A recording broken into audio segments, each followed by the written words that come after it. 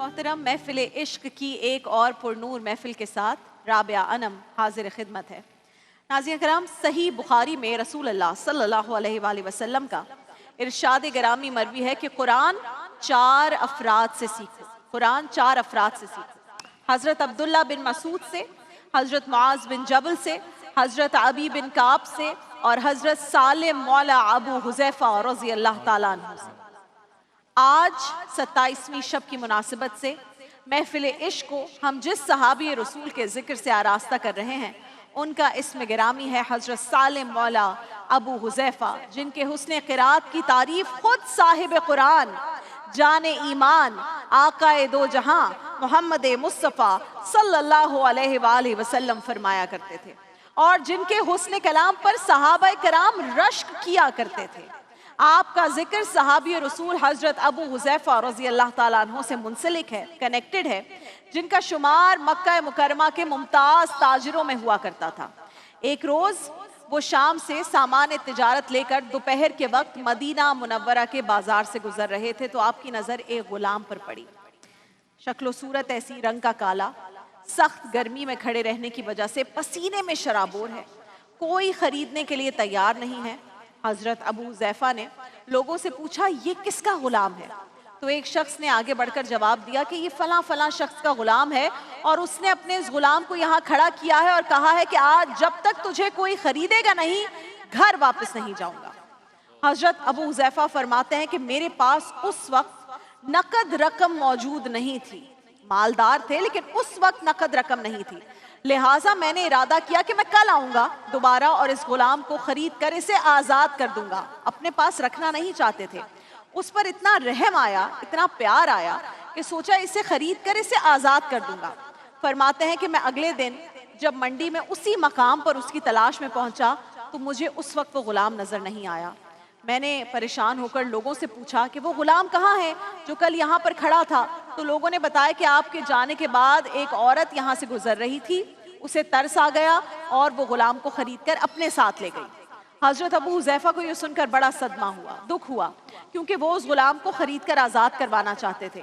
तो आपने लोगों से दरियाफ्त किया, पूछा कि वो औरत कहाँ रहती है? पता चला कि वो औरत मदीना मुनव्वरा की एक मालदार ताजिरा सुबैता है। हज़रत अबू हुज़ैफ़ा ने सोचा, थोड़ी सी इसके ऊपर गौर किया, इस मामले पर, और फिर उस औरत को निकाह का पैगाम भेज दिया। कहा कि मैं भी मालदार हूँ, आप भी ताजिरा हैं, बराबर का जोड़ है, आप मुझसे शादी कर लीजिए। वो खातून भी मान गई और उनका निकाह हज़रत अबू हुज़ैफ़ा से हो गया। निकाह के बाद ये जोड़ा कुछ वक्त मदीना मुनव्वरा में गुजारने के बाद मक्का मुकरमा में क़याम पजीर हो गया। खातून ने अपने उसी गुलाम को जिसे वो खरीद कर लाई थी बुलाया और अपने शौहर हज़रत अबू हुज़ैफ़ा से कहा, ये सालिम है और आज से ये तुम्हारा गुलाम है। अब हज़रत अबू हुज़ैफ़ा तो पहले ही इसी गुलाम को आज़ाद कराना चाहते थे और इसी वजह से इंट्रोडक्शन हुआ और फिर आपने निकाह का पैगाम भिजवाया। लिहाजा आपने उससे कहा, सालिम मैं तुझे आज़ाद ना कर दूं? तो वो गुलाम कहने लगा कि मैंने अब तक जितना भी वक्त आप दोनों के साथ गुजारा है, आप दोनों को बहुत बेहतर सलूक करने वाला पाया है। मैं अपनी पूरी जिंदगी आपके साथ गुजारना चाहता हूँ। यानी खुद इनकार कर दिया कि मुझे आज़ाद ना करें। हज़रत अबू हुज़ैफ़ा गुलाम की ये बात सुनकर इतने खुश हुए, गले लगाया और कहा कि आज से तू मेरा गुलाम नहीं, आज से तू मेरा बेटा है और आज से तेरा नाम है सालिम बिन अबू हुज़ैफ़ा।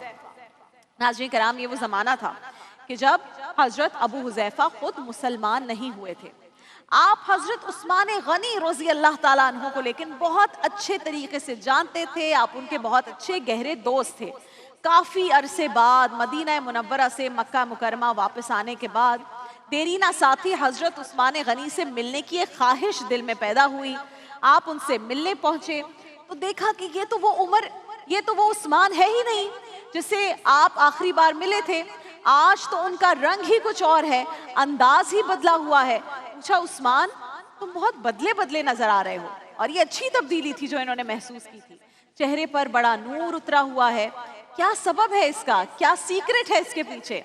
हज़रत उस्मान गनी ने यह सुना तो फरमाया, अबू हुज़ैफ़ा میں نے اسلام قبول کر لیا ہے.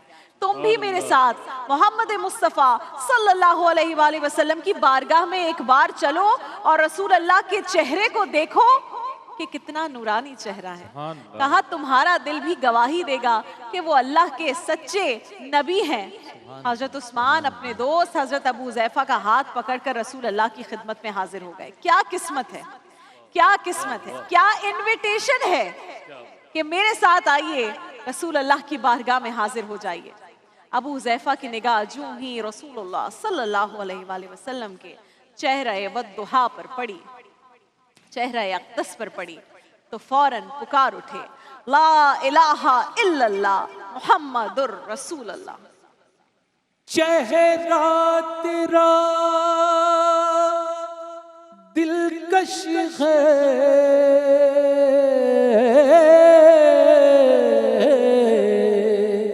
صورت تیری پیاری ہے,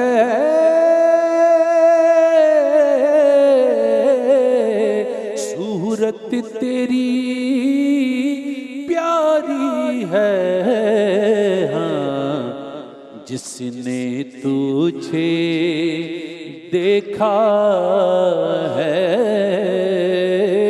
سو جان سے واری ہے, جس نے تجھے دیکھا ہے سو جان سے واری ہے. اور کیا پیش کروں تم کو, کیا چیز ہماری ہے. سبحان اللہ, سبحان اللہ. رسول اللہ کی بارگاہ میں حاضر ہونا تھا, وہ چہرہ اقدس دیکھنا تھا کہ کلمہ پڑھا.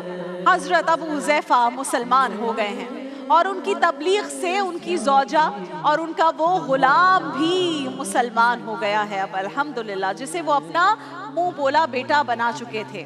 مدینہ بھر میں ان دونوں باپ بیٹے کے تذکرے ہونے لگے, لوگ ان پر رشک کرتے تھے, ہر ایک انہیں حضرت ابو حذیفہ کے بیٹے سالم بن ابو حذیفہ کے نام سے پکارنے لگا. لیکن پھر قرآن کریم کی یہ آیت نازل ہوئی, سورہ احزاب کی آیت نمبر 5, اس کا ترجمہ آپ کے سامنے رکھیں گے کہ تم ان منہ بولے بیٹوں کو ان کے باپ ہی کے نام سے پکارا کرو, یہی اللہ کے نزدیک زیادہ عادل ہے. پھر اگر تمہیں ان کے باپ معلوم نہ ہو تو وہ دین میں تمہارے بھائی ہیں اور تمہارے دوست ہیں. یہ آیات نازل ہوئی اور ان آیات کے نزول کے بعد حضرت سالم بن ابو حذیفہ کے بجائے سالم بن مولا ابو حذیفہ کے نام سے مشہور ہو گئے. حضرت ابو حذیفہ ان کی بہترین پرورش کے ساتھ ساتھ بہترین تربیت کے بھی خواہش مند تھے.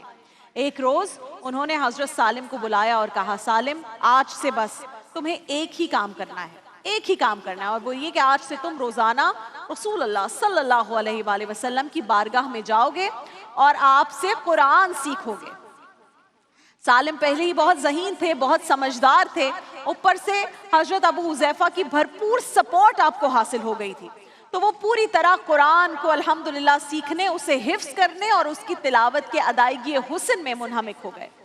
وقت یوں ہی گزرتا گیا اور پھر ایک دن وہ بھی آیا کہ وہی غلام جو رنگ کا کالا تھا, کوئی ہنر اور فن نہیں جانتا تھا, جسے کوئی خریدنے تک کے لیے تیار نہیں تھا, دھوپ میں کھڑا تھا, انتظار کر رہا تھا کہ اب میرا فیوچر کیا ہوگا, میرا نصیب کیا ہوگا, آگے قسمت میں کیا لکھا ہے.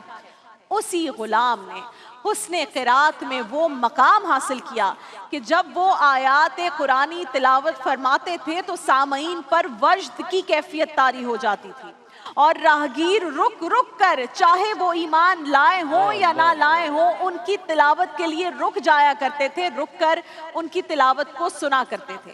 ام المومنین ہم سب کی ماں اما عائشہ صدیقہ رضی اللہ تعالیٰ عنہ فرماتی ہیں کہ ایک رات مجھے عشاء کے بعد رسول اللہ کے پاس حاضر ہونے میں ذرا سی دیر ہو گئی. آپ نے دیر سے آنے کی وجہ پوچھی تو میں نے عرض کی, یا رسول اللہ, میں نے ایک شخص کو مسجد میں خوبصورت قرات کرتے ہوئے سنا ہے, ایسی تلاوت اس سے پہلے, اما عائشہ کہہ رہی ہیں, ایسی تلاوت اس سے پہلے میں نے کبھی نہیں سنی. یہ سن کر رسول اللہ چادر اوڑھ کر حجرے سے باہر نکلے اور مسجد کی طرف تشریف لے گئے. کہتی ہے میں بھی پیچھے پیچھے چلنے لگی. وہ شخص ابھی بھی وہی موجود تھا اور اتنی حلاوت کے ساتھ عشق قرآن میں ڈوب کر تلاوت فرما رہا تھا کہ رسول اللہ کی آنکھوں میں آنسو آ گئے. سیدہ عائشہ فرماتی ہیں، اما عائشہ فرماتی ہیں رضی اللہ تعالیٰ عنہ کہ پھر رسول اللہ نے مجھ سے پوچھا عائشہ کیا تم جانتی ہو یہ تلاوت کرنے والا کون ہے؟ میں نے عرض کی نہیں یا رسول اللہ. تو آپ نے فرمایا یہ سالم مولا ابی حذیفہ ہے. پھر فرمایا کہ اللہ کریم کا شکر ہے. رسول اللہ فرما رہے ہیں اللہ کریم کا شکر ہے جس نے اسے میری امت میں پیدا کیا. اللہ اکبر. یہ کلمات کون فرما رہے ہیں؟ جن کے قلب اطہر پر یہ کلام نازل ہوا ہے. کون فرما رہے ہیں؟ جو امام الانبیاء ہیں. کون فرما رہے ہیں؟ جن کی تلاوت کو سننے کے لیے اور جن کے پیچھے نماز پڑھنے کے لیے اللہ نے سارے انبیاء کرام کو بیت المقدس میں جمع کیا تھا. اللہ اکبر.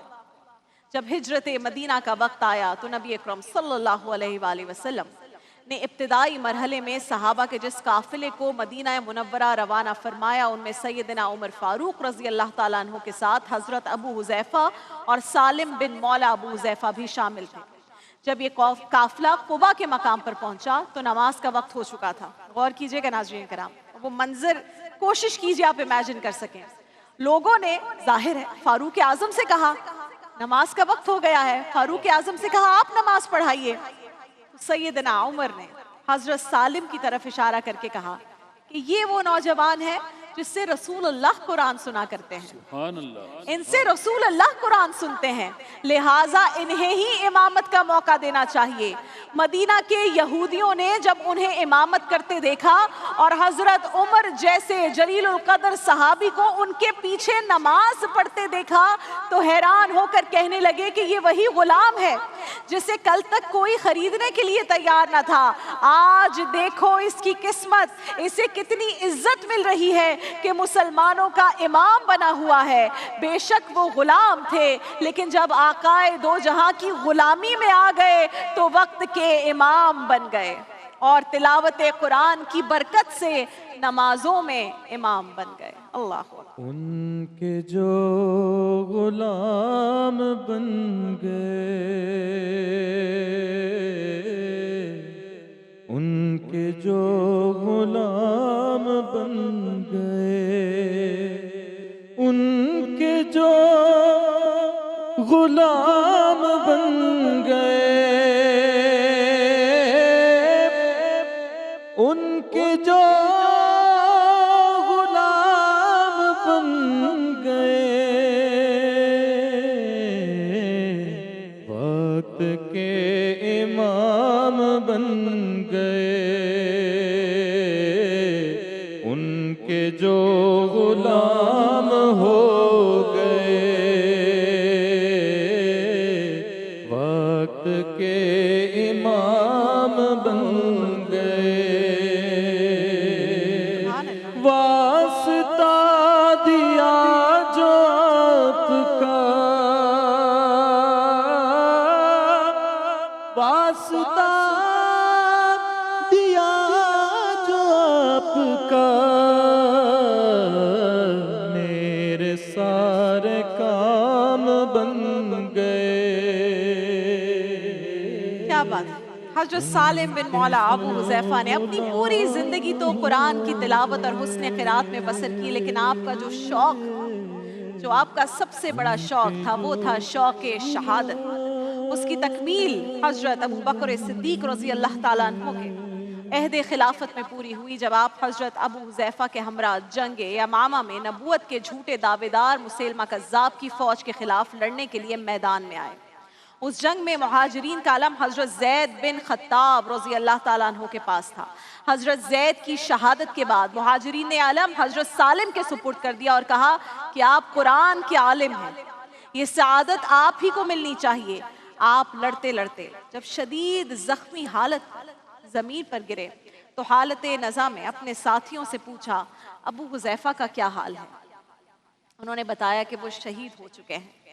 یہ سن کر آپ نے اِنَّا لِلَّهِ وَإِنَّا إِلَيْهِ راجعون پڑھا اور کہا کہ مجھے ان کے برابر میں لٹا دو. پھر آپ نے کلمہ پڑھا اور خود جام شہادت نوش فرما گئے. آپ کی شہادت کے بعد صحابہ نے آپ کی اس وصیت پر عمل کیا اور لوگوں نے دیکھا کہ بعد از جنگ آپ کا جسد خاکی اس طرح زمین پر موجود تھا کہ آپ کا سر ابو حذیفہ کے پاؤں کے پاس اور ابو حذیفہ کا سر آپ کے پاؤں کے پاس تھا۔ اس طرح یہ دونوں جلیل القدر صحابی جس طرح دنیا میں ایک تھے، شہادت کے بعد بھی ایک ساتھ ہی جنت کی جانب روانہ ہو گئے۔ اللہ اکبر، اللہ اکبر۔ اس کی قسمت پہ فدا تخت شہی کی راحت، اس کی قسمت پہ فدا تخت شہی کی راحت، خاک طیبہ پہ جسے چین کی نیند آئی ہو، خاک طیبہ پہ جسے چین کی نیند آئی ہو، دل میں ہو یاد تیری گوشہ تنہائی ہو، پھر تو خلوت میں عجب جو منار آئی ہو، دل میں ہو یاد تیری گوشہ تن۔ دیکھیے محفل رمضان لائیو ٹرانسمیشن روزانہ دوپہر 2 بجے سے صرف گرین انٹرٹینمنٹ پر۔